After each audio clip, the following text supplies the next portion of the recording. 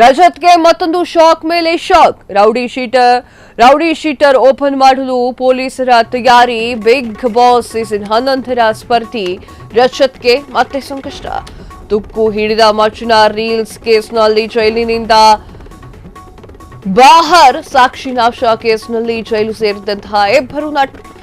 ಆರೋಪಿ ರಜತ್ ಕ್ರಿಮಿನಲ್ ಹಿನ್ನೆಲೆ ಕಲೆ ಹಾಕಿದಂತಹ ಪೊಲೀಸರು. ಬಿಗ್ ಬಾಸ್ ಸ್ಪರ್ಧಿ ರಜತ್ಗೆ ಸದ್ಯದಲ್ಲೇ ನೋಟಿಸ್ ಜಾರಿ ಸಾಧ್ಯತೆ. ರಜತ್ ವಿರುದ್ಧ ರೌಡಿ ಶೀಟರ್ ಪಟ್ಟಿ ಓಪನ್ ಮಾಡಲು ಚಿಂತನೆ.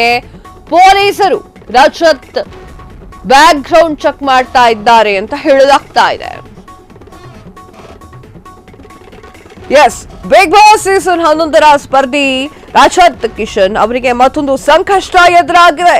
ತುಕ್ಕು ಹಿಡಿದಿರುವಂತಹ ಮಚ್ಚಿನ ರೀಲ್ಸ್ ಅನ್ನ ಮಾಡಿದ್ರು. ಅದು ಈ ಕೇಸ್ ತಾನೇ ರಜತ್ ಜೈಲಿನಿಂದ ಬಿಡುಗಡೆ ಆಗ್ಬಿಟ್ಟಿದ್ದಾರೆ. ಅಂದ್ರೆ ತುಕ್ಕು ಹಿಡಿದ ಮಚ್ಚು ಹಿಡ್ಕೊಂಡು ರೋಡಲ್ಲಿ ಅಥವಾ ಯಾವುದೋ ಒಂದು ಪ್ರೈವೇಟ್ ಪ್ರಾಪರ್ಟಿಯಲ್ಲಿ ನಿಂತ್ಕೊಂಡು ರೀಲ್ಸ್ ಮಾಡಿ ಹಾಕಿದ್ದಕ್ಕೆ ಇಬ್ಬರನ್ನು ತೆಗೆದುಕೊಂಡು ಹೋಗಿ ಜೈಲಿಗೆ ಹಾಕಿದ್ರು. ಈಗ ಅವರು ಬಿಡುಗಡೆ ಆಗಿದ್ದಾರೆ. ಇದೀಗ ಆರೋಪಿ ರಜತ್ ಅವರು ಕ್ರಿಮಿನಲ್ ಹಿನ್ನೆಲೆಯ ಮಾಹಿತಿಯನ್ನ ಪೊಲೀಸರು ಕಲೆ ಹಾಕ್ತಾ ಇದ್ದಾರೆ. ರೀಲ್ಸ್ ಕೇಸ್ನಲ್ಲಿ ಸಾಕ್ಷಿನಾಶ ಮಾಡಲು ಪ್ರಯತ್ನ ಮಾಡಿದ್ದಾರೆ ಎನ್ನುವಂತಹ ಆರೋಪದಲ್ಲಿ ರಜತ್ ಅಂಡ್ ವಿನಯ್ ಗೌಡ ಇಬ್ಬರನ್ನ ಬಸವೇಶ್ವರ ನಗರದ ಪೊಲೀಸರು ಬಂಧಿಸಿದ್ರು. ಕೋರ್ಟ್ ನ್ಯಾಯಾಂಗ ಬಂಧನ ವಿಧಿಸಿದ ಹಿನ್ನೆಲೆಯಲ್ಲಿ ಆರೋಪಿಗಳು ಪರಪ್ಪನ ಅಗ್ರಹಾರ ಜೈಲನ್ನ ಕೂಡ ಸೇರಿದ್ರು.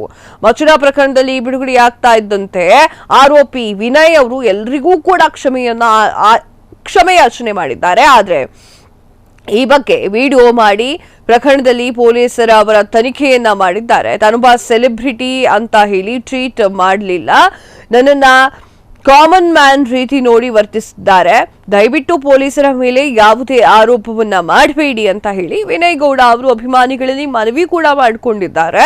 ಆದ್ರೆ ರಜತ್ ಅವರು ಯಾವುದೇ ಪ್ರತಿಕ್ರಿಯೆ ಕೂಡ ನೀಡಿಲ್ಲ. ಮಚ್ಚನ್ನ ಹಿಡಿದು ರೀಲ್ಸ್ ಮಾಡಿದ ಪ್ರಕರಣದ ಬಳಿಕ ಆರೋಪಿ ರಜತ್ಗೆ ಮತ್ತೊಂದು ತಲೆನೋವು ಎದುರಾಗಿದೆ. ಬಸವೇಶ್ವರ ನಗರದ ಪೊಲೀಸ್ ರೀಲ್ಸ್ ಮಾಡಿದ ರಜತ್ ವಿರುದ್ಧ ರೌಡಿ ಶೀಟರ್ ಪಟ್ಟಿಯನ್ನ ಓಪನ್ ಮಾಡೋಕೆ ಚಿಂತನೆಯನ್ನ ನಡೆಸಿದ್ದಾರೆ ಅಂತ ಕೂಡ ಹೇಳಲಾಗ್ತಾ ಇದೆ. ಪೊಲೀಸರು ಆರೋಪಿ ರಜತ್ ಬ್ಯಾಕ್ ಗ್ರೌಂಡ್ ಅನ್ನ ಚೆಕ್ ಮಾಡ್ತಾ ಇದ್ದಾರೆ. ರಜತ್ ಚಲನ ಕ್ರಿಮಿನಲ್ ಹಿಸ್ಟ್ರಿ ಬಗ್ಗೆ ಕಲೆಯನ್ನ ಹಾಕ್ತಾ ಇದ್ದಾರೆ. ನಿಮ್ಮ ಮೇಲೆ ಯಾಕೆ ರೌಡಿ ಶೀಟರ್ ಪಟ್ಟಿ ಓಪನ್ ಮಾಡಬಾರ್ದು ಅಂತ ಹೇಳಿ ಸದ್ಯದಲ್ಲೇ ರಜತ್ ಅವರಿಗೆ ನೋಟಿಸ್ ನೀಡುವಂತಹ ಸಾಧ್ಯತೆಗಳು ಕೂಡ ಹೆಚ್ಚಾಗ್ತಾ ಇದೆ. ಈಗ ಡವ ಶುರುವಾಗಿದೆ. ರಜತ್ಗೆ ಸುಮ್ಮನೆ ಕ್ಷಮೆ ಕೇಳಿದ್ರೆ ಮುಗಿದೋಗ್ತಿತ್ತು.